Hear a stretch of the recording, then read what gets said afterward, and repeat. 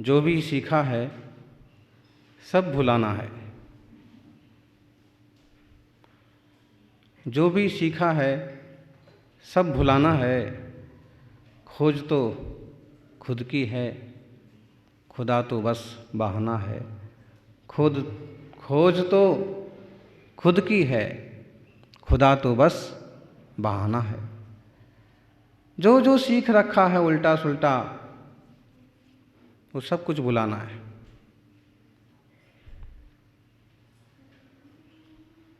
इतनी सारी चीज़ें ओवरलोड हो रखी हैं दिल पर दिमाग पर कि तत्व समझ ही नहीं आता है।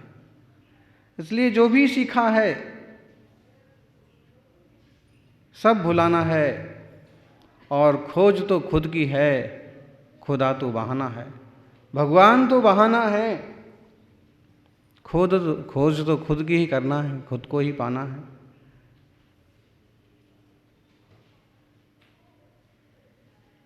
जो कुछ भी जोड़ा है सब त्यागना है।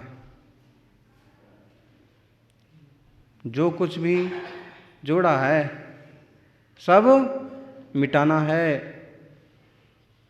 खुद की ही खोज करके खुद में ही डूब जाना है। आचार्य कुंद कह रहे हैं कि त्याग बहुत लोग कर लेते हैं। आप देखिए भाव बाहुट की 43वीं गाथा। भाव विमुक्तो मुक्तो नय मुक्तो बंधवाई मित्तेन ये भावियूण उज्जसु गंधम अभ्यंतरम धीरो।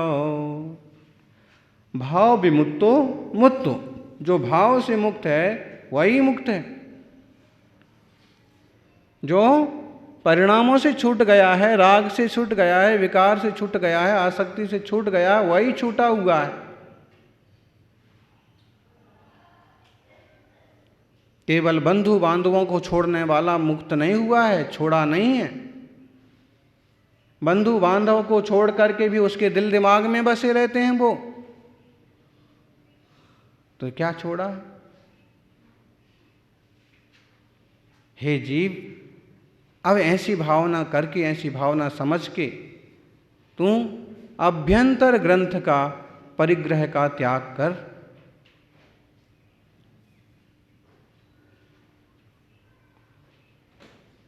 बंधु मित्र आदि तो चक्रवर्ती ने कितने परिवार, कितना बड़ा परिवार छोड़ा, बोलो। अगर वो याद करने बैठे तो इतनी बड़ी लिस्ट हो जाए, 96,000 रानियां और कितने बच्चे और कितने बच्चियां, फिर उनके सास ससुर, उनकी ससुराल, उनके साले सालियां और दुनिया भर का, बोलो कुछ भी उपयोग उसका धर्म ध्यान में लगेगा? हैं? कभी कभी बूढ़े बूढ़े महाराज किसी एक अपने रिश्तेदार को लेके आते, महाराज आशीर्वाद दे दो, हैं?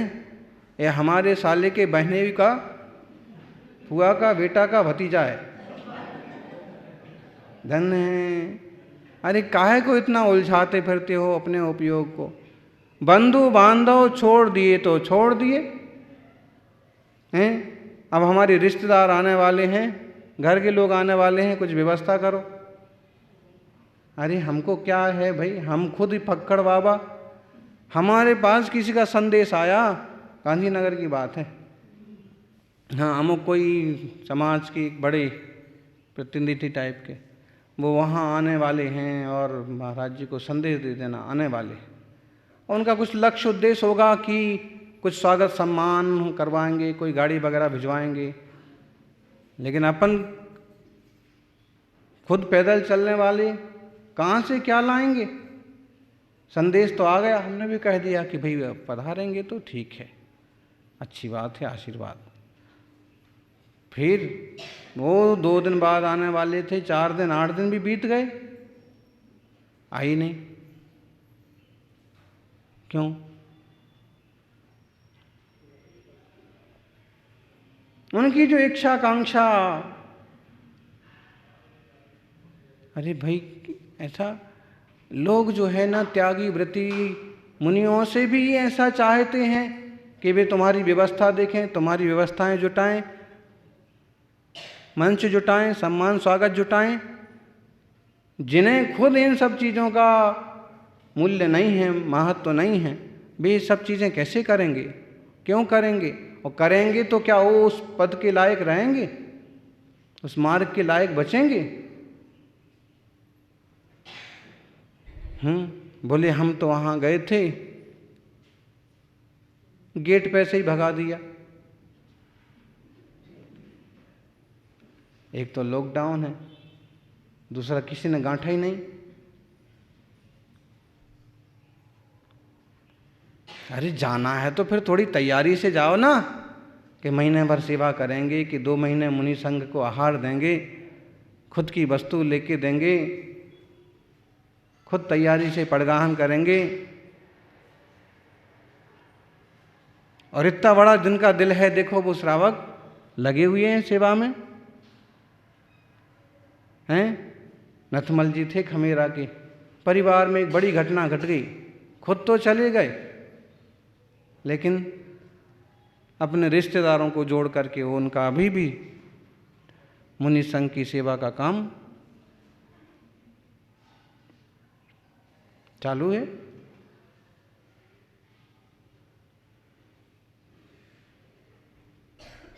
अरे भाई, गुणवान तो श्रावक भी होगा तो उसका भी एक बार तो नाम आ ही जाता है।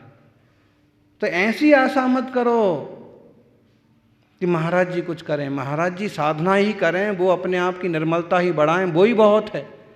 आप अपने दिल से, अपने मन से भावपूर्वक सेवा करो, उसका फल आपको मिलेगा। भाव से विरक्त ही विरक्त हैं, अब उनने छोड़ दिया और फिर भी किसी तरह से उलझे रहे या आप उलझाए रखे तो क्या मतलब है? बाहुबली स्वामी का उदाहरण दिया है, देहादि सब कुछ छोड़ दिया था उन्होंने। देहादि चत संगो माणकसायण कलुषियो धीरो अत्तावणेन जादो बाहुबली कित्यम कालम। देखो बाहुबली स्वामी ने क्या क्या नहीं छोड़ा था, हैं? अरे उनका तो ऐसा प्रभावशाली जीवन रहा कि चक्रवर्ती को भी पराजित कर दिया।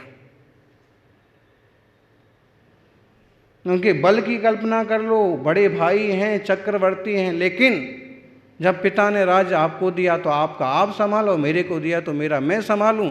आप मेरे राज में दखल देने वाले कौन होते हैं? भाई के नाते बोलें तो 100 बार नमस्कार है, लेकिन सेवक बनाना चाहेंगे तो नहीं जमेगा।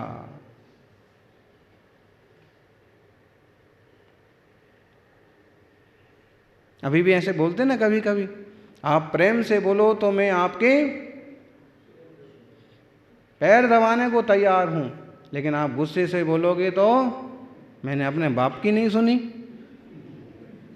अरे भाई, तुमने अपने बाप की नहीं सुनी, सुन लेते तो अच्छा होता, ऐसा खोटा बोलने का दिन तो नहीं आता। तो उन्हें स्वीकार नहीं किया। और आप शक्ति का पुरुषार्थ देखो, पूरी कथा सबको मालूम है। गोमटेश्वर बाहुबली भगवान की बड़ी प्रतिमा श्रवण बेलगोल में विराजी है और उसका हर 12 साल में अभिषेक होता है और उनके जीवन चरित्र पर तरह तरह की मूवी, पिक्चर, कहानी, कॉमिक्स खूब आई हुई हैं। बाहुबली पिक्चर भी एक आई थी, नाम बाहुबली और काम धांधली का है, जो कि उसमें भी वो काफ़ी शक्तिशाली व्यक्ति बताया गया, लेकिन आखिरी में दीक्षा और ले लेता तो बात ही कुछ और होती।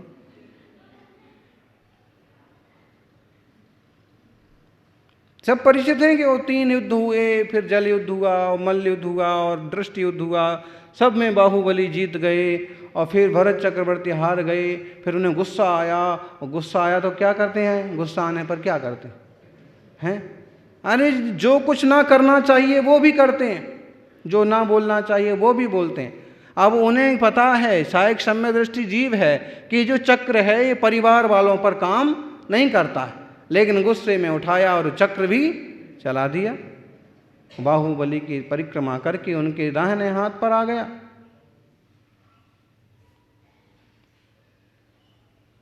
इतना पराजित तक कर दिया और फिर चक्र को ठुकरा करके और अब फिर भली भांति आज्ञा लेकर के कि हे भाई मुझे ऐसा राज्य नहीं चाहिए, मुझे ऐसा संसार नहीं चाहिए। पत्नी पुत्र से आज्ञा लेके तब के लिए निकल गई। बंधु बांधवों का मोह छोड़ दिया उन्होंने, हृदय से भी छोड़ दिया। कई बार देखना त्यागी कोई कोई ऐसे मिलते हैं कि यूं तो छोड़ देते हैं, उनका नाम और नंबर लिख करके रख लेते हैं।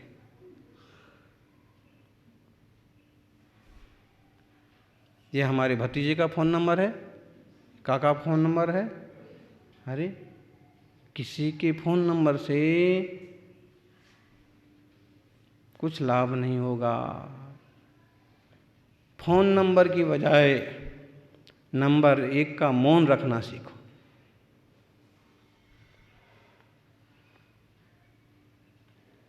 देखो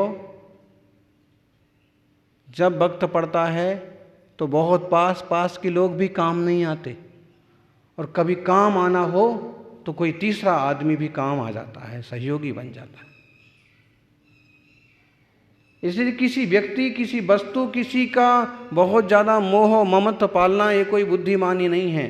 कम से कम मोक्ष मार्ग में मुनिराजों को, त्यागी व्रतियों को तो ये बहुत बड़ा संदेश है आचार्य कुंद देव का कि भाई भाव से मुक्त ही मुक्त है। केवल ऊपरी त्याग कर दिया और फिर हेलो कैसे हो, कैसे हो, जैसे पहले थे वैसे ही हैं। तुम्हारे घर से जाने के बाद उनके कोई सींग उगाए हों, कोई पूंछ उगाई हो, ऐसा तो हुआ नहीं होगा। यही हो सकता है कि थोड़ी कुछ ज़्यादा कमाई कर ली होगी, या कोई घाटा वगैरह लग गया होगा, या कोई सम्मान पा लिया होगा, या मार खा रहे होंगे, या कहीं माल खा रहे होंगे, या कहीं डांट खा रहे होंगे। यही कुछ हुआ होगा संसार में, ये ही होता है। अभी आपको ये सब अंदाज लग गया है इसलिए छोड़ के सब चल दिए हो। अब उसको क्या पूछते हो कैसे हो? खुद को ही देख के समझ लो कि मैंने जो जो भोगा है उनके साथ भी लगभग कुछ ऊंचा नीचा वैसे ही होगा। अब बहुत टेंशन हो गया, बहुत विकल्प हो गया। क्या विकल्प हो गया है? जब आप शुद्धि को जाते हो, शुद्धि को जाते हो, शुद्धि समझ में है ना, दीर्घ शंका, शुद्धि करने के बाद उसका टेंशन करते हो, इतना खर्च हो गया, सब निकल गया, करते हो? फिर कैसे दंगा निकला, कितना निकला, क्या हुआ है, हैं? अब कोई दूसरा सुअर वगैरह आके ना खा जाए, रखवाली करते हो? नहीं करते। छोड़ दिया तो छोड़ दिया। ऐसे ही पैनी दृष्टि होनी चाहिए कि पदार्थों का जो ममत्व मोह छोड़ दिया सो छोड़ दिया। अब वो याद नहीं रहेगा अगले दिन भी कि मैं पूरा 1.25 किलो छोड़ के आया था, मैं पूरा इतना एकदम सही था। कभी तो डॉक्टर पूछता है कि शुद्धि कैसी जाती है, हैं? कोई बीमार है तो आपको मल कैसा आता है, हैं? तो नया नया मरीज पूछता है कि मतलब आपको लैट्रिन कैसी आती है, मतलब तो आपको चिपचिपी आती है, आपको गाढ़ी आती है, केले जैसी आती है, लड्डू जैसी आती है, कैसे आती है? ऐसे बोलते नहीं। हंसने की बात नहीं है। आयुर्वेद शास्त्रों के हिसाब से इससे मालूम पड़ता है कि आप कितने स्वस्थ हैं। और कभी वैद्य से पूछता है तो आपको लगता है कोई पूछने की बात। क्यों? क्योंकि आज तक आपने इस चीज़ पर गौर किया ही नहीं खास। ये हंसने की बात नहीं है, अभी तो इसका टेस्ट हो रहा है। हाँ, लैबोरेटरी में टेस्ट होता है। कफ का भी पहले ये होता था, जीभ दिखाओ, आँख दिखाओ, और अब तो जो है ना भी बोलो तो भी लोग यूं जीभ दिखाते हैं, आँख दिखाते हैं।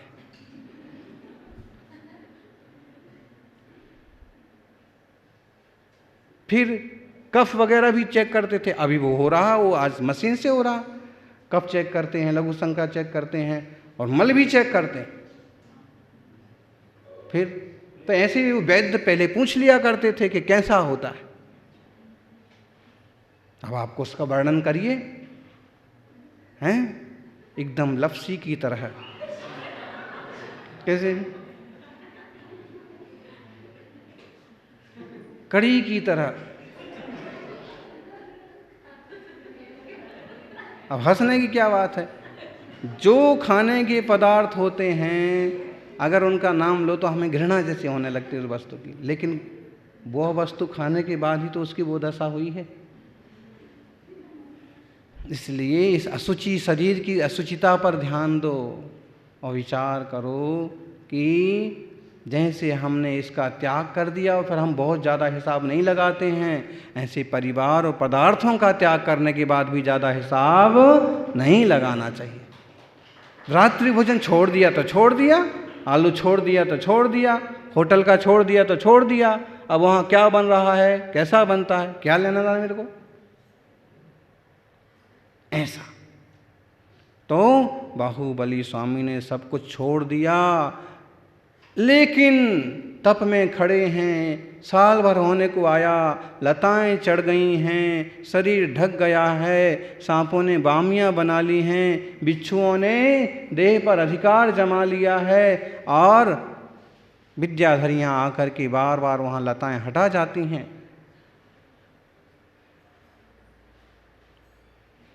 गंधर्व असुर उनकी महिमा गाते हैं। ब्राह्मी सुंदरी को मालूम पड़ा हो 1 साल हो गया, भाई भरत को मालूम पड़ा 1 साल हो गया, क्या बात है। बस उनके मन में तो 1 साल एक आसन से खड़े होके तप कर रहे हैं, फिर भी केवल ज्ञान नहीं हुआ, क्या कारण है? गुणभद्र स्वामी ने लिखा, चक्रम विहाय निज दक्षिण बाहु संस्थम यत् प्रवास यत् प्राव्रजन्ननु तदैव सतेन मुञ्चित क्लेशं किलाप सहि बाहुबली चिराय मानो मनागपि हतिम महतीम करोति। चक्र को छोड़ करके, राज्य को छोड़ करके ध्यान में खड़े हुए बाहुबली कुछ क्लेश में हैं कि मैंने भाई को दुख पहुंचाया, अथवा मैं सब छोड़ के भी आखिर किसकी ज़मीन पर खड़ा हूँ, फिर कुछ विकल्प रह गया है। उस क्लेश से उन्हें केवल ज्ञान नहीं हुआ। प्रभु ऋषभ ने बताया और भरत ने जाना, एक कारण है, तो उनने अपने परिवार के साथ जाकर के हाथ जोड़ के कहा, हे स्वामिन वसुधा काहू की ना भई। और उनका जो थोड़ा मोड़ा मान का अंश था, जो विकल्प था, वो क्लेश था, जो संजुलन कसाय थी, वो भी खत्म हो गई और 6ठे 7वें गुणस्थान की यात्रा समाप्त हुई। 8वें गुणस्थान की यात्रा प्रारंभ हुई, श्रेणी आरोहण हुआ और बाहुबली भगवान को केवल ज्ञान हो गया। वो विचार वो विकार सब खत्म हो गए ना। इसलिए ऐसी परम पवित्र दशा प्रत्येक आत्मा की हो सकती है। अपन भी वैसा पुरुषार्थ करें।